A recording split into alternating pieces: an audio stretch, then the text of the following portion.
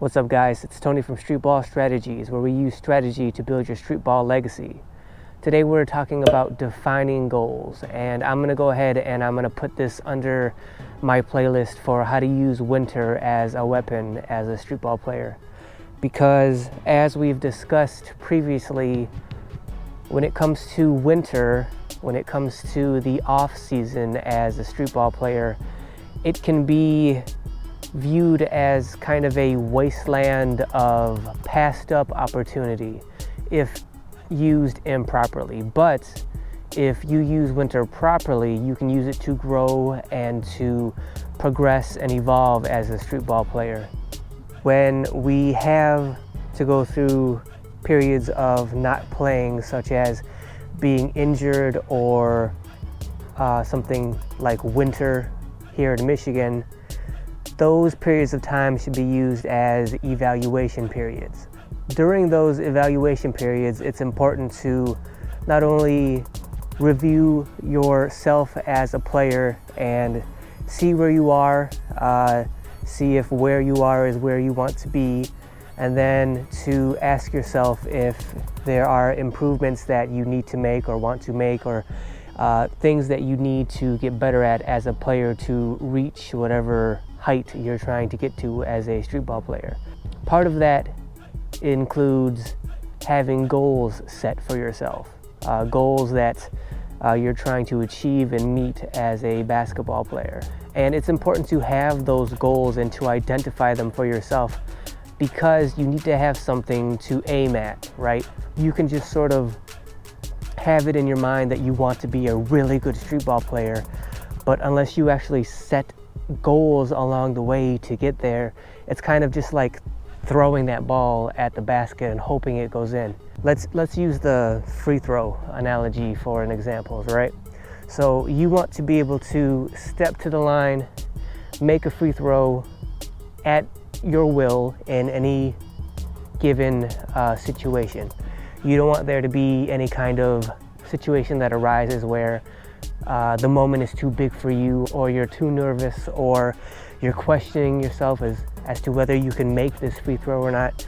You want to be confident in your ability to do this at any point, at any game, anywhere in the country, no matter the situation. So the big overarching goal is to be able to make any free throw in any big game scenario and step to the line and make it without any kind of hesitation. So that's the big sort of overarching goal that you're striving for. Along the way to accomplish that, though, you should set smaller goals for yourself, right? So for instance, just being able to have the right stance at the free throw line is a smaller goal on your way to be able to shoot free throws as well as anybody else out here, and to be able to have a good free throw routine so that in any situation you're able to step to the line in the proper stance that is correct for your shooting ability, and that will thus allow you to then replicate your shot and make it in any situation that you come across. So we want to set small goals on the way to bigger goals. So you set your larger goals first, because those are the ones that come to your mind first when you're thinking about what you want to do and accomplish out on the court. And then you have to ask yourself, okay, what are the small steps that I need to go through in order to achieve those bigger goals? And then those are the specific goals that I'm talking about that need to be set along the way. So you want to have the bigger ones, and then you want to sort of bracket down underneath those bigger goals and set your smaller specific goals to reach those bigger goals. So on the topic of being specific about your goals, let me also encourage you to not just have those goals live in your mind.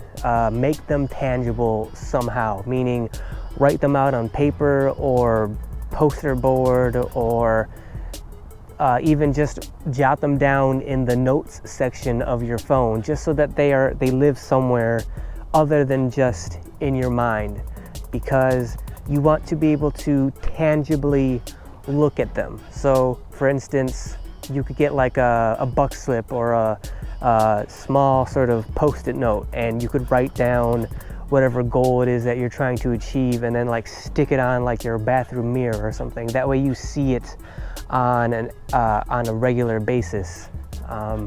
Whereas if you just let those goals sort of ramble around in your mind, if over time, say you're not accomplishing them the way you had planned to, you can start to downgrade them in importance in your mind because you haven't accomplished them. And so you start thinking to yourself, well, yeah, maybe I haven't become the best mid-range shooter I had wanted to be yet, but it's not really that important to me anyway. I mean, it's a goal I want to achieve, but it's not that important. That's sort of how your mind can sort of kind of start to eat itself if you don't start to accomplish the things that you plan to accomplish.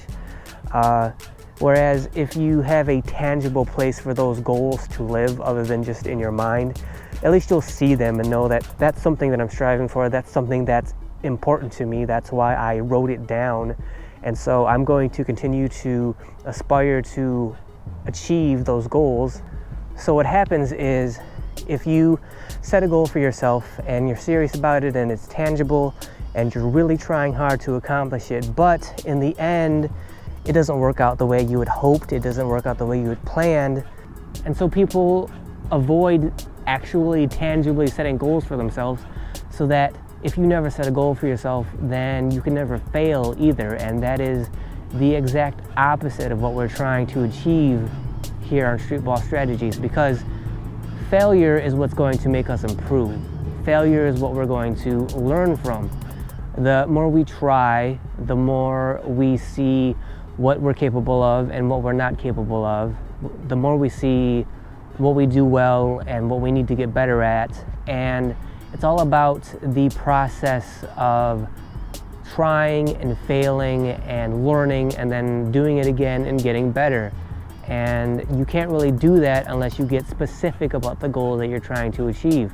And also know that when you're setting those goals, they are things that are important to you. That's why they're at the top of your mind when you're thinking about what you want to do. But in the process of trying to accomplish them, you may find that your strengths don't play to that goal. So when you're going about trying to achieve these goals you're going to set for yourself, you're going to find that not all of them are what you thought they were going to be, and they're not going to all take you in the direction that you had anticipated. And that's a good thing. You should be open to that. You should be open to the idea of letting your game and your identity on the court grow in directions that you hadn't anticipated. Make sure you're specific about what you want to do, and also know that there's no such thing as a goal that is too lofty for you to achieve. There's no kind of goal you could set where, like, oh, that's completely ridiculous. Why would you set that for yourself? The fact that dunking is a super lofty goal that's pretty much out of my reach doesn't mean that I shouldn't have it as a goal and I shouldn't try for it. I mean, I did try to accomplish it, and I don't look at it like just because I didn't get there, that doesn't mean that I wasted my time in my pursuit of trying to do that. It wasn't like that was the only thing I was trying to do. It's not like that was my only goal on the basketball court. And so whatever process I went through in order to try to dunk just helped me grow as a basketball player. It strengthened my legs, it made me physically stronger, and it made me aware of what it's like to set a goal, even something that's way out of reach, and try to accomplish it and fail. And to know that, okay, well, I guess I'm not gonna be a dunker, and I can use time and effort that I was putting towards trying to dunk and put them towards something that's more my strength and something that's more physically attainable to my skill set. I want to thank you guys for watching. It's almost Christmas here in Michigan, 2019, and we've been lucky enough to keep getting these 40+ degree weather days where it's beautiful. And even as we speak, there are some players over here on the local court where I usually shoot who are having fun and putting some work in, and so that makes me so happy to see that, especially this time of year. So go ahead and subscribe so that you have the easiest access possible to these videos. Also, don't forget to hit that notification button so that you're notified of when I post future videos. Usually I post videos every Wednesday. This Wednesday is Christmas. I will be posting regardless, and I hope you guys enjoy those future videos. Make sure you hit that bell to be notified. And like always, the most important thing you guys can do to help me out to build this channel is to share it. Share the channel, share the videos, let everybody know. Sure, there are plenty other channels that have super sweet streetball moves that are about super talented streetball legends, but these videos are for you guys to improve yourselves, to improve your game, and for you to get better. Sure, you could watch other videos of other people doing their things on courts that don't have anything to do with you, but these videos are all about you and how you can get better. And they may not be how to do this move or that move, but they are about how to think about this game in a way that will give you an advantage that you can't find anywhere else. You can't get these ideas anywhere else on YouTube, let alone the entire internet. Go ahead and check and search. I have nothing else on the internet exists like this. So please share these videos with anybody you can think of so that we can get the word out, because we want to get as many people in here as possible, start sharing ideas and discussing ideas. That's how we learn from each other and get better. So I'll see you guys in the next video. Snatched up by one time, make a phone call and be back the ball by lunchtime.